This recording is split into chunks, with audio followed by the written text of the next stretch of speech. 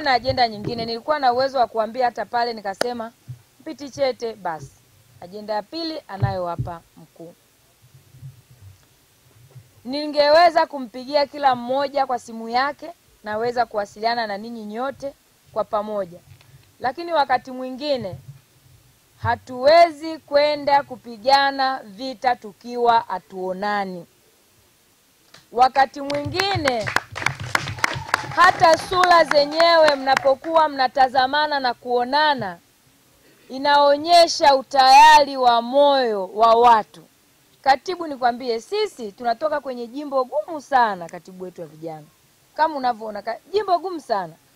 Ukimchukua kijana ambaye atatoka Mkomba ukamwambia aende Myunga, kiukweli we mwenyewe umekuja na gari kutoka Mloo, umeona na ni gari. Lakini hawa wote unavyowaona wamekuja na pikipiki. Kwa kweli wamefika hapa saa 4, na kiukweli vijana wa Momba ni watu ambao wana mwitikio, wana uzalendo, ila tu inawezekana walikosa kiongozi wa kuwaunganisha kwa pamoja ili wawe kwa pamoja. CCM oye!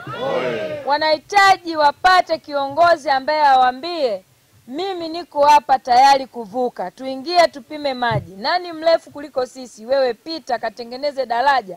Wewe utatusaidia kumvusha aliye mfupi. Nani alale hapa? Wewe kama mwalimu wangu pale ni mabavu 6, lala hapa sisi tupite ili na wengine tupite. Nataka kuambia leo tarehe 10 ya mwezi wa 5 mwaka 2025, dada yenu pamoja kuwa na mwili mdogo, nyama ndogo, chochote kidogo, nataka kuambia nitakuwa pamoja nanyi, nitatumika kwenu kuwa kiungo ili ziwe kama ni kande ziungane tuweze kupata chakula kwa pamoja. Ile chakula hiki ambacho kiko kimeshikamana. Ndio maana nimesema ajenda yangu ilikuwa ni moja. Na katibu, kitaka kuamini hawa vijana wamefika, wengine wamefika mpaka saa 4 kasoro. Lakini tunavyozungumza sasa, saa hizi ni saa 11:30. Wameendelea kusubiria na wako Kamsamba bado na umetoka Vwawa. Lakini na sisi tunakushukuru sana kwa moyo wako wa heshima pamoja na kuchelewa. Jamani, huyu ni katibu wa mkoa. Ni katibu kwenye mkoa wetu tuna majimbo 6 ya uchaguzi. 6. Na yakaongozwa na Chibaba. Hapa mkuti ya Chibaba. Sema mwenye amanya. Kulola papa no tulisila chimama ya nono. Mkulola vino pamwe ya Chibaba. Lakini amekuja kwetu sisi kwenye jimbo hili moja. Katibu, tunakushukuru sana kwa hiyo heshima. Tunakushukuru sana sana sana. Tukisema sana tunamaanisha. Heshima ni zaidi ya pesa. Kuacha muda wako kuendesha gari uje tu kwa ajili ya sisi hawa vijana ni heshima kubwa sana. Huwezi kuona kitu ambacho unakipanda kwenye mioyo ya vijana wa Momba. Umepanda kitu kikubwa sana. Na sisi tunaamini wewe unavyoendelea kuja huku, unapofika site, unapata uhalisia wa kuendelea kujifunza. Wanaposema vijana wa Momba, ukiona fursa zinatupita, sio kwamba hatuwezi kuchangamkia fursa. Vijana wa Momba hawana tu mtu yule wa kuwafanya kiungo, lakini ni mahodari, ni majemedari, ni watu wenye mshikamano. Kukaa tu mpaka saizi yatosha kusema kwamba ni vijana ambao wako tayari kwa lolote, wako tayari kukifia chama. Lakini wanahitaji mtu aambie tunapita hapa, sisi ndio njia, twendeni. Sisi tunaenda. Na kuanzia leo sisi tukwambie, sio leo na huko nyuma, ila tunathibitisha kwamba sasa hivi tunasema ni apigwe adui apigwe. Apigwe adui apigwe. Apigwe mzalilisha wa Momba apigwe. Vijana apigwe. Nilitamani tukutane kwa pamoja. Sina ajenda yoyote. Ningeweza kuiongea kwa simu, lakini niliona nitakuwa mchoyo wa fadhila. Siwezi kuongea kwa simu. Asanteni vijana wa Momba. Vijana wa Momba. Vijana wenzangu wa Momba, ikipungua kata moja tu hapa ya Msangano. Nataka kuambia hivi, chochote kilichotokea pale nyuma, cha kwanza kimeniimarisha kuliko vile nilivyokuwa jana.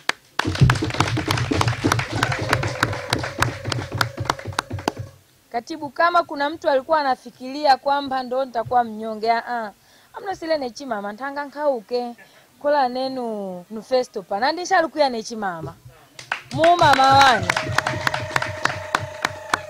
Lakini kama kuna ile unafikiria chula ananipigia kelele, basi lile teke unalolipiga libidi aluke hatua ya kwanza pili mpaka fika huko. Yani nimepiga hatua 1000 kutoka pale nilipokuwa. CCM oye! CCM oye! Na kuhakikishia katibu wetu, nilivyokuwa jana si ndivyo nilivyo leo. Lakini katibu, nilivyokuwa jana si ndivyo nilivyokuwa leo. Hatua ambayo nimeipiga, nataka kukwambia walofanya nipige hatua na nijione kwamba pia nina watu. Wakati mwingine unaweza ukawa unafanya mambo afu ukawa unafikiria una watu, lakini wewe ulikuwepo kwenye kikao. Vijana wa Momba mkiongeza kwa 2% tu ya kiwango cha uzalendo ambacho mmekionyesha, nataka kuambia jimbo letu hivi mnavyoliona, mimi niwe kiongozi hata nisiwe kiongozi, lakini mtakuwa na maamuzi makubwa na uwanda mkubwa namna ya kuamua kiongozi gani ambaye mnataka waongoze.